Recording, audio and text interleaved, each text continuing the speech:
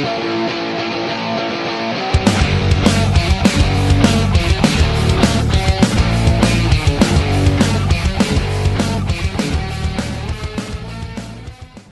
and welcome to another podcast show here on Home Ground. This is your host Jamindra. We have a new transfer today. This is Javis. Say hi, Javis. He's still excited about his transfer, that's why. So on the other side we have Thiru, our normal guest. Normal guest. Still excited, huh? Okay, so today on the show we have, as you can see on the board above, we have Serie A preview, La Liga preview. We also have the EPL review for match day 1, and we're going to preview the big match, Chelsea against Arsenal. Okay, so he's a Chelsea supporter, by the way. So let's just get on with the topics. Let's start with Serie A. Okay, as we all know, Juve wins it year in year out. Serie A. Serie A. Yeah. So Serie A. Serie A. Say one time. Serie A. Okay, so as we all know that Juve wins it year in year out. Okay. Last season Napoli gave a fight until the last few game weeks and then they were out. So Javis, first question to you: is Juve going to be top again? Is anyone going to topple Juve? No. No. Not Roma. Juve is not Napoli. going to get toppled. But Yeah.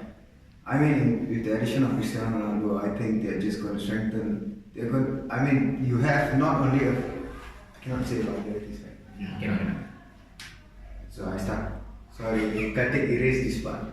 Okay, you don't only have one of the greatest players in the world as an addition to your squad, but you have the leadership quality as well. So whatever it is, Juve didn't just get stronger. I think they just became the strongest in Italy. So with that being said, Thiru, is Juve going to finally win the Champions League? That's quite a good question to ask. With Ronaldo's addition, I think that he might bring along the winning mentality to the team.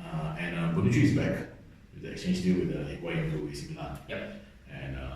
And I do not see anyone challenging Juve in the Serie A. When it comes to the Champions League, I think they will be one of the favourites definitely, along with Barcelona and Bayern Munich. Yeah, the top four in Italy definitely strengthened a lot with the likes of Roma, Napoli, Juve, and Inter Milan. They've already. This is something that happened in the early 80s and 90s. You know, Serie A was the place to be for all the top players, and they were buying all the top talents across the world, like AC Milan, the Dutch trio of Van Basten, Rijkaard, and Gullit, and Inter Milan with the Germans, Lothar Matthäus and Klinsmann. Yeah.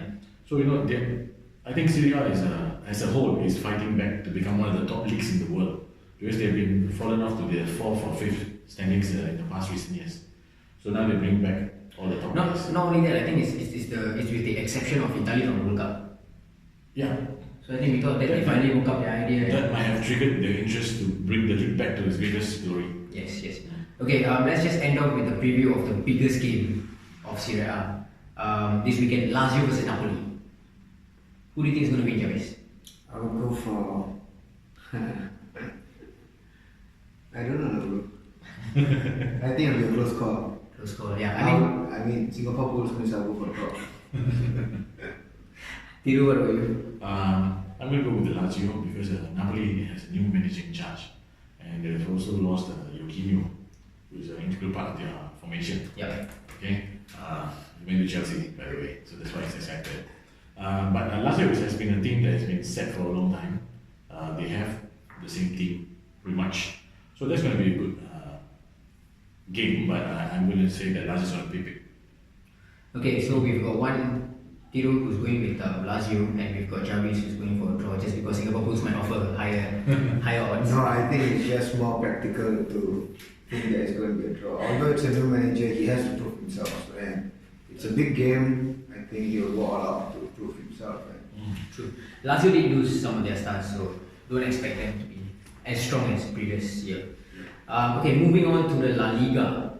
So La Liga opening week. Well, tonight of course we have Wednesday night we have the Real Madrid versus Atletico Madrid. Today Wednesday, right? Yeah, but the show I don't know when will return. Oh. So we have the Real Madrid versus Atletico Madrid UEFA Super Cup. So maybe some of their players might be tired. Weekend we have Valencia facing Atletico Madrid. Valencia, Peter Lim's Valencia, number Singapore United. Okay, so with the La Liga. If you're ever watching this, put your money in Singapore, you asshole. Asleep in Singapore Premier League, you need your money, you asshole. Very true, very true. Where's Valencia now? Valencia, hey, good. Champions League. Very good. Okay. Okay, so let's see. Ronaldo less Real Madrid, and then Barca buying everybody from Arturo Vidal to the likes of others. Is Barca going to win this time? Thiru? I'm going to go with Barcelona to win the league. The team is stable. They have additions. They didn't lose anyone much or anyone big. Besides Mourinho to China. He came for a year and he went back.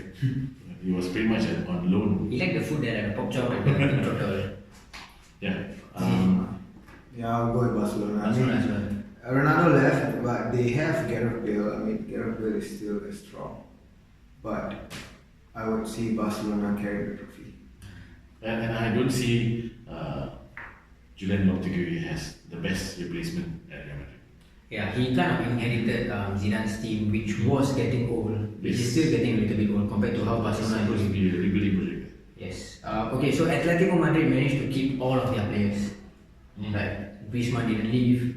The only high profile person who left was probably who was rumored to leave was probably Angel Correa. But even he didn't leave. So Valencia is playing Atletico Madrid. Valencia is at home. Can Valencia beat Atletico Madrid? Nope. Peter Lim is not going to win. Nope. Not a fan. No. Atleti.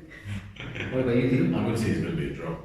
A lot of Atletico stars were in the World Cup team, and they've not returned back to full fitness. So I think Yeah, well, we will see with the Real Madrid game. We will see how well they perform and which of their stars play and such.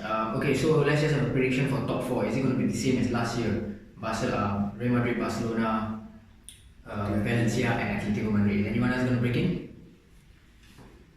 Thiru? If anyone has a chance of breaking into it, it's Sevilla or Villarreal. These two might upset. Yes. Yeah, correct. if they break in, someone has to break out. Yes. Who would break out? Yeah. No, The four looks most so likely it's going to be Atletico Madrid or Valencia. Atletico won't break out. Not Real, not Barca. People. No, it's going to be Real Madrid and Barcelona on top, the top two. Wait, I think Atletico can take over. Yes, okay. That's exactly the point. Okay, but how well they recover from after the World Cup, and since they have the whole team set, they don't have any much of new additions as well. So we're gonna think about that. Yeah. No, but they have loyalty and they have their winning mentality. I Especially. think I agree with him because Atletico Madrid has their most important person ahead, which is their manager. He did not leave. Yes. He did not leave. Exactly. Yeah, so he has been there for a very long time. He understands the club, the players respect him. The Atletico brought in a new striker, right? That fellow from Croatia, Kalinic. Yes. Yeah, I remember. But Still going to refuse to play. Yeah, he's the Oh, one. they bought him from AC Milan. Yeah, he's the one who refused to play. And they still got the likes of Griezmann, Diego Costa. Like I said, their most high profile signing is Thomas Lemar. So Thomas Lemar is a very good addition to their squad as well. is Torres still there? No, Torres left to China already. Sorry, Japan. Yeah. Torres is in Japan right now. Oh. Together with Iniesta, not the same club. Arigato, Hiroshima, Nagasaki. Okay, so now let's move on to the EPL preview. Sorry, EPL review for match day 1. Let's just talk about the transfers first. Haikal, not Haikal. Haikal is behind the camera. The wrong name. Jarvis. Yes. Are you happy with Chelsea's transfers?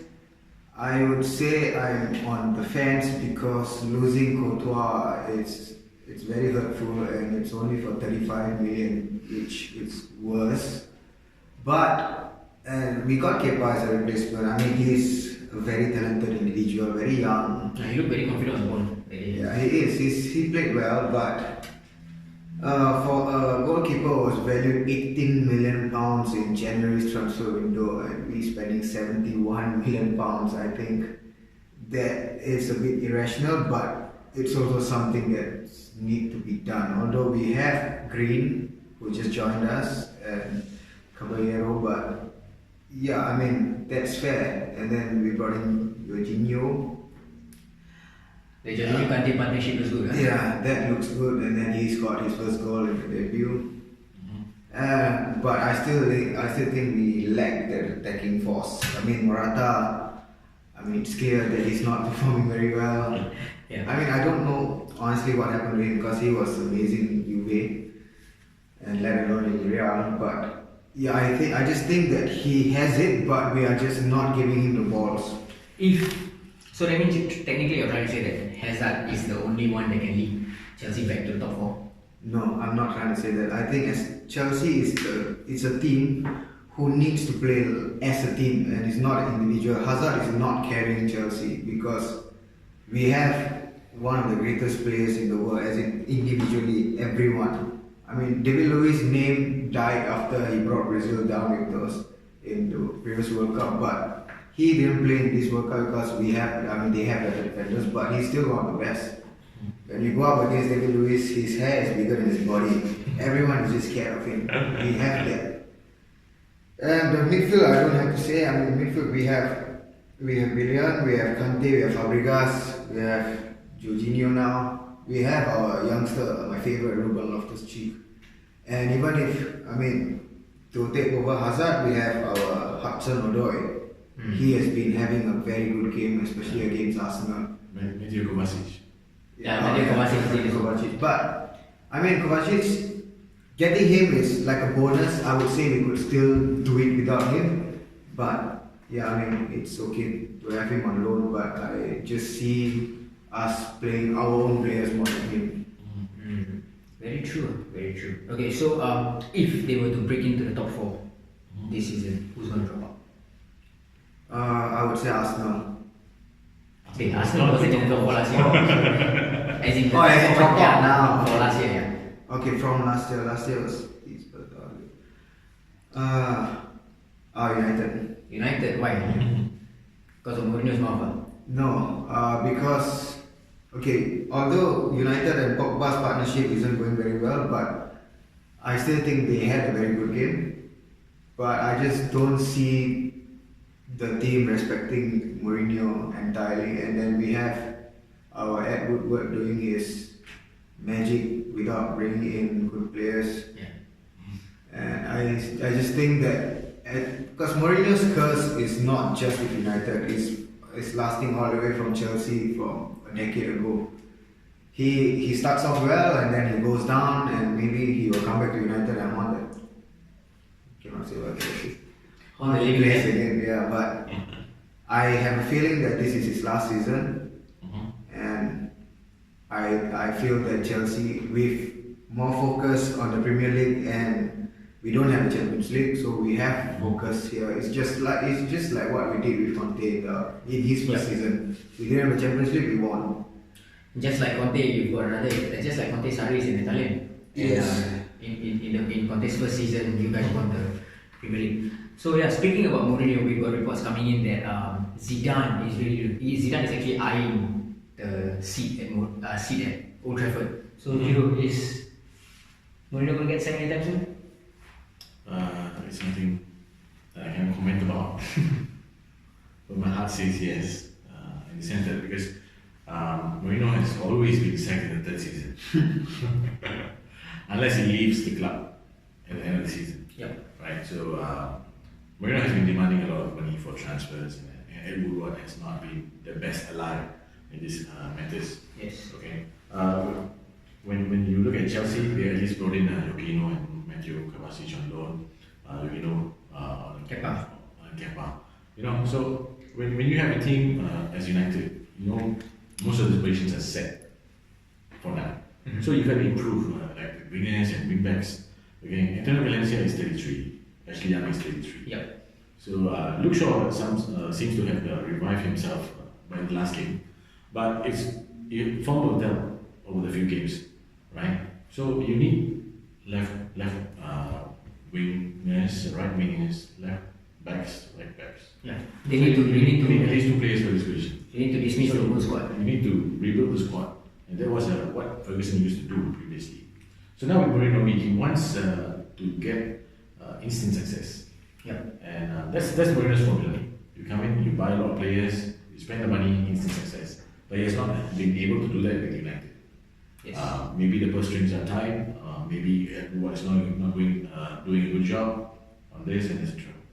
So, will Mourinho's frustration get the better out of him or the worst out of him? That's the question. If he gets the worst out of him and he rents his mouth all over the place, then he's going to be sacked. Yes. Alright, so another person who's going to lose his job, not only talking about Mourinho, another person who actually only has 2 games to save his job is Klopp of Leicester City.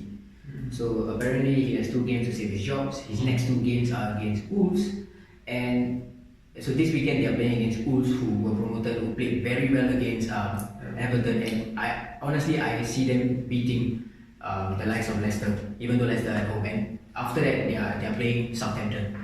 So which is a Spurs old club, right? yes, which is Spurs old club, and Southampton is at home. And Southampton strengthened a lot. So I don't see Leicester beating them as well. Leicester against Wolves is home at Leicester. Yes. And you see Wolves beating Yes. Sunny change my FPL team.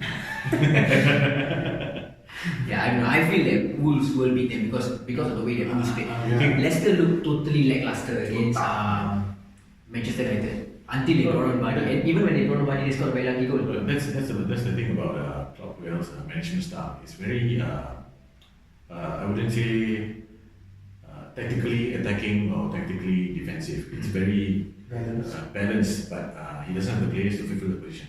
Yeah. That's the problem. So he failed at Southampton with the same issue. Now he's going to fail at Leicester, and this is my view. He will be sacked 3 games down the road. Alright, so 2 of the 3, speaking about Wolves, 2 of the 3 championship teams that came up last year, Cardiff and Fulham, failed to pick up any points. Wolves, of course, draw and picked up a point, but Cardiff and Fulham failed to pick up any points. Are any of them destined to be relegated? Jarvis, Cardiff or Fulham? As in, Which one this will season? most probably, Bro, why don't you believe us, bro? Yeah, I know, but looking at the squad, looking at how No, they play. I still think it's too early because they just entered Premier League for this season. You just have, I mean, it's like how we play street soccer. We always lose the first game, and then you come back because you just have to play games and then get yourself out there, see how the rest is playing, and then you use certain things like maybe you're a small team, you play against United and you know United is not at their best and then they are shaking everywhere. You take that to your advantage. So I can't really tell, but I don't see Fulham going down. Yeah, I don't see Fulham going down. I don't see Wolves going down. Cardiff, Maybe they have a chance because ultimately Wolves have already proven their point. Although it's only the first game, but they look very strong. I feel they look like they're still trying to get into it, but I think they can. I mean, they have Andre Schürrle is one of my favorite ex-Chelsea players. Yeah, like what you said, it's too early to call. I think Fulham on paper, with the talents, seem to be able to survive. Okay. Yeah. But Cardiff is the one that's in question. Yeah. I wouldn't say much for Wolves because Wolves has been Portuguese, like entirely Portuguese. Yes. So and Ruben Neves is an excellent talent that I've been speaking about. So I'm waiting to translate him into my FPL team this weekend. Okay, we are going to preview the big match of the weekend right now. It's Chelsea against Michael's Arsenal. Alright, so let's just ask Jarvis first. Obviously, we're gonna pick How to Chelsea. pronounce the name of the Arsenal manager? Unai Emery. What? Can I spell it? Is it? No. No one got this. Sorry, just like how Sorry chews his cigarettes, he will chew this Emery. You will watch, you will see. Score prediction? I would go for this average. Yes. I'll go for 3. Okay, wait. Clean sheet, wait. Luis. Okay, 2-0 Chelsea. The third goal will come in maybe injury time, 92nd minute. So it's going to be a tough 1-0 game all the way till 90th minute when Chelsea counted. No. It's going to be an easy 2-0 game. And then the 92nd minute, if it's Peter check, we will end up 2-0. If it's Leno, we will win 3-0. So you prefer Czech to Leno, I think Czech is stronger than Leno. but he didn't didn't do well against City, man. I mean, No, that's just because of the team. Alright, Thiru, what's your prediction for Chelsea? I'm going to go with Chelsea win 2-1. Okay? The reason being, the midfield battle will be definitely won by the Chelsea midfield. Okay. As long as Ozil is there, it's a liability, tactical wise. And you don't see any stabilized, used to the Premier League midfielders in the team. Compared to, there's only Granit Xhaka who's going to hold the Chelsea. Yep, Xhaka. So and he will probably will not stay up to the challenge of Chelsea midfield because Kante and Jorginho, they seem to be forming a new kind of partnership. Because at Napoli, Sarri had some changes to the team. So they used to have Jorginho and Alan together. So Alan used to be a defensive midfielder, totally defensive. So he was groomed to become an attacking defensive midfielder. So Jorginho is going to sit at the back and Kante is going to be released. So Kante scored the goal, right? So he's going to have more freedom roaming down the middle of the pitch. Yeah. Yeah. I kind of agree with you where Kante is going to have more freedom, he's going to move more up the pitch, he's going to play higher. Whether or not he's going to score goals, I don't know how he scored the fluke of a goal. I think that's just luck, but it was a really good But ball. To be honest, the last time I saw him score was against United. But I honestly think if you go for FPL wise, Fantasy Premier League wise, I honestly think that Kante and Jorginho are very, very good buys because Jorginho will provide you with the assists. Kante might score a goal here and there too. No, but fair, but The reason why I say is because Kante is going to go up there and get into the box. It's just like I was very amazed by how Man City played against Arsenal because Benjamin Mendy and Kyle Walker they were both racing into the box. Yeah. Alright, so we've got And also because you see, nobody sees Kante as a player who's going to score goals. yeah, so nobody will actually So he's actually the trump card to Yes. the Chelsea tactical system. Yeah. Alright, so you are going with the Chelsea win, right? Yes. Obviously, so we are going with both Chelsea wins. So Arsenal is going to maybe lose 2 out of 2. Tough games for them. Unlucky. Alright, we are going to end off the show with a new segment. It's called Legend versus Future Legend. And so with this segment, what we do is we always choose 2 players. So for example, if it's from Man City, right, and we were to choose, Man City has got no legends, I can't compare Man City. Paul Dikoff is a legend. No, I'm not going to talk about Liverpool. Okay, let's just talk about my favorite Liverpool. Okay, so for example, if we were to compare Liverpool, alright, let's just say we talk about one legend who is Suarez, and then we compare him with a striker right now, Firmino. So we compare Suarez and Firmino. Legend versus future legend. So that is the kind of comparison that we'll make. So for today, we are going to compare Juve's latest transfer, Ronaldo, against Pirlo. Pirlo. Yes. Sorry, wait, why did I say Pirlo? I said anyhow. I really don't pay attention. Okay, Ronaldo against Del Piero. Ronaldo against Del Piero. Okay, so so for those who do not know, Del Piero was a legend of the club. He still is, of course. The same what we did with Pirlo. Okay, so we are gonna compare, and all I want you to do is just pick a player and then choose. So Thiru knows this one, so we'll start with Thiru. Okay, so then you can choose, and then you can see how it goes. we're not comparing Totti, right? No, I'm not comparing Totti Di Rossi. That's Roman. No, 9 goal no. Go Inter Milan. Okay, now so we have Del Piero against Cristiano Ronaldo. Of course, Cristiano Ronaldo will definitely be a legend at the club. No, but how can you compare Cristiano Ronaldo with Del Piero when Cristiano Ronaldo is already... That's the thing. He's already a legend for Real Madrid, but he has just started out his career for Juve. And without a doubt, he will definitely be. We're talking about who you prefer, not whether who's going to be better. Who you prefer. So Thiru, let's go. Del Piero. I'm going to Del Piero. Why? He's an absolute legend. I don't think he's played for any other top professional Italian Serie A clubs or anywhere in La Liga. He's been with Juventus all the way until his Indian summer with the Dynamos in Australia. Yep. Right. So during this period, Del Piero was the one who carried the team as captain, even through relegation. Right. He did not move. He was one of the few select players who stayed on with Juve at Serie B and came back to Serie A. And he has led the line. He's their top goal scorer. Okay. He's been Juventus, the talisman for Juventus Yes. for umpteen years, since the early 90s, since the Baggio era. So he was the replacement for Roberto Baggio. I heard baju. I was like, shirt. So all the way down, he's an absolute top class talent. If not for the knee ACL injury, he would be much better. Yeah. He's- Alright, so Thiru is going with Del Piero. What about you? Who do you prefer? Ronaldo or Del Piero?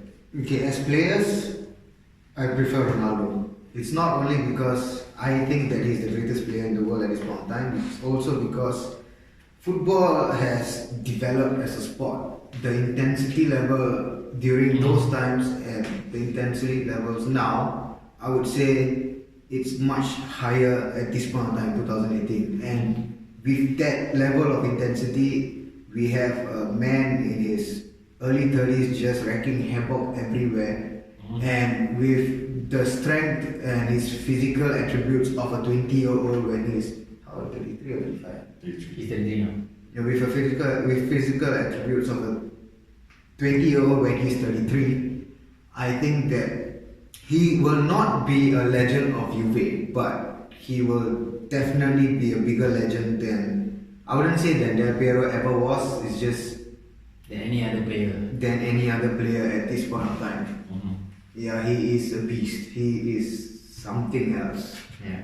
Just speaks volumes about how good and how big But Ronaldo I actually is. can bet Ronaldo is much fitter now than he was at 20. Precisely. Yeah. Alright, so that was episode 2 of the Untitled Podcast. Do we have title now? Not yet, right? No. No, we still don't have a title. Bring us some suggestions. We can name it after you. So we're just gonna call it the Untitled Podcast until we have a title. Right, so this has been episode 2 of the Untitled Podcast. I hope you like the show. Please follow us on Facebook, Instagram, Twitter, Spotify, Spotify, haven't started but Spotify soon. YouTube. Yes, please YouTube. Right, and this video is for all of our very famous followers. For example, Raul Jimenez, the page, not the official play. How I wish it was the official play, but yeah. Thank you so much for following us. This is Jarvis, this is Thiru, this is Dar signing off. Vamos Lions!